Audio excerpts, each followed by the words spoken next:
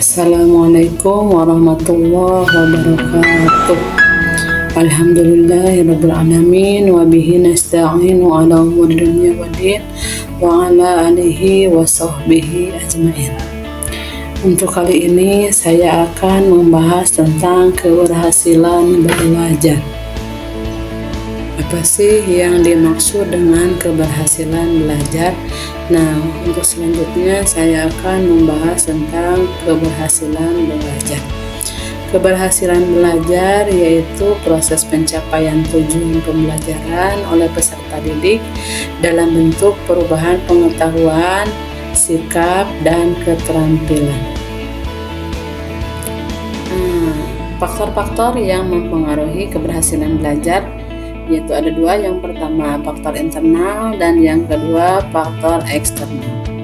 Nah, untuk faktor internal meliputi kesehatan jasmani dan mental, terus motivasi belajar, dan minat dan bakat.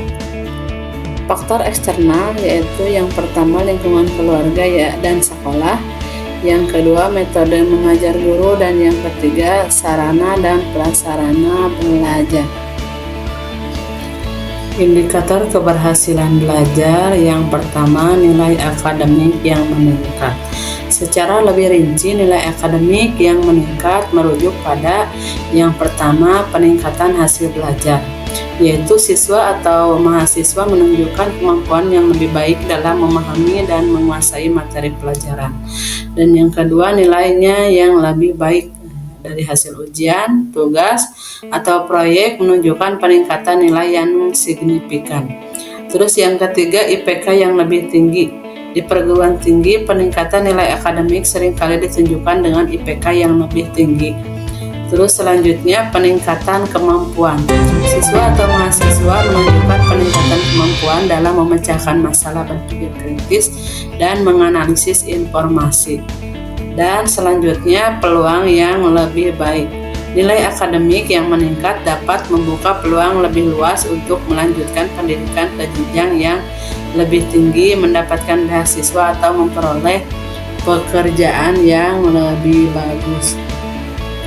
Kemampuan berpikir kritis yaitu kemampuan untuk menganalisis informasi secara sistematis dan logis, kemudian menggunakan analisis tersebut untuk membuat keputusan dan tindakan yang tepat.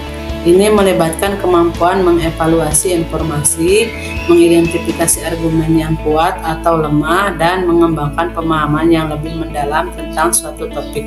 Dalam dunia yang kompleks, kemampuan berpikir kritis sangat penting untuk memilih informasi yang valid dan tidak valid, serta membuat keputusan yang rasional.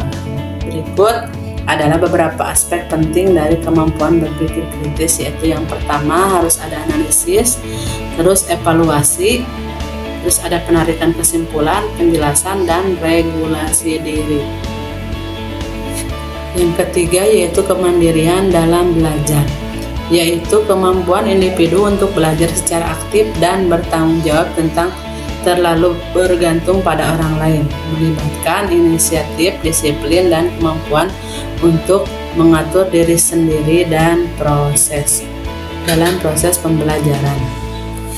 Partisipasi aktif dalam kegiatan belajar, yaitu belajar merujuk pada keterlibatan siswa secara mental dan fisik dalam proses pembelajaran, di mana mereka tidak hanya menerima informasi secara pasif tetapi juga terlibat secara aktif dalam diskusi, pertanyaan, dan memecahkan masalah. Untuk pentingnya berpartisipasi aktif yaitu meningkatkan motivasi dan keterlibatan. Ketika siswa terlibat aktif, mereka merasa lebih termotivasi dan terkait pada materi pelajaran. Terus yang kedua memfasilitasi pemahaman yang lebih dalam. Partisipasi aktif memungkinkan siswa untuk menjelajahi konsep secara lebih mendalam, mengajukan pertanyaan, dan berdiskusi yang mengarah pada pemahaman yang lebih baik. Terus mengembangkan keterampilan berpikir kritis.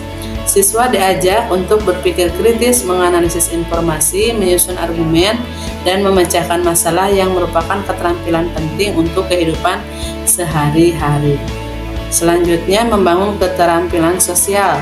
Partisipasi aktif dalam diskusi kelompok dan interaktif sosial membantu siswa belajar bekerja sama, menghargai pendapat orang lain, dan berkomunikasi secara efektif. Meningkatkan kemandirian, yaitu siswa didorong untuk mengambil tanggung jawab atas pembelajaran mereka sendiri, memecahkan masalah yang mencari sumber daya yang membantu mereka menjadi lebih mandiri. Contohnya yaitu mengajukan pertanyaan, berpartisipasi dalam diskusi, berbagi ide dalam pendapat, bekerja sama dalam kelompok, mencari solusi untuk masalah, dan mempresentasikan hasil karya. Dan yang terakhir yaitu sikap positif terhadap pembelajaran, yaitu sikap yang mendorong dan mendukung proses belajar serta memiliki dampak positif pada hasil belajar siswa. Sikap positif ini melibatkan berbagai aspek seperti motivasi, minat, disiplin, rasa ingin tahu, dan kemampuan untuk mengatasi tantangan. Nah, yang untuk mengatasi tantangan, sikap positif dalam pembelajaran yaitu yang pertama, motivasi, yaitu dorongan internal untuk belajar dan mencapai tujuan. Yang kedua, minat, ketertarikan pada materi belajar atau kegiatan belajar. Yang ketiga, disiplin, kemampuan untuk mengatur waktu dan fokus pada tugas belajar. Terus rasa ingin tahu, yaitu keinginan untuk mengeksplorasi dan memahami lebih dalam. Dan selanjutnya, kemampuan mengatasi tantangan, kemampuan untuk tetap optimis dan berusaha meskipun menghadapi kesulitan. Cara meningkatkan keberhasilan belajar, yang pertama membuat jadwal pelajaran yang teratur, yang kedua menetapkan tujuan belajar yang jelas, yang ketiga menerapkan teknik belajar efektif, yang keempat menghindari gangguan saat belajar, yang kelima mencari umpan balik dan terus mengevaluasi diri. Adapun peran guru dan orang tua, yaitu kalau peran guru memberikan pembelajaran yang interaktif, umpan balik, dan motivasi, sedangkan untuk peran orang tua yaitu menciptakan lingkungan belajar yang kondusif, mendukung emosional, dan memberi perhatian. Kesimpulannya yaitu keberhasilan belajar merupakan hasil interaksi antara faktor internal dan eksternal. Dibutuhkan motivasi, strategi yang tepat, serta dukungan dari lingkungan sekitar untuk pencapaiannya. Sekian presentasi dari saya. Untuk kurang dan lebihnya mohon dimaafkan.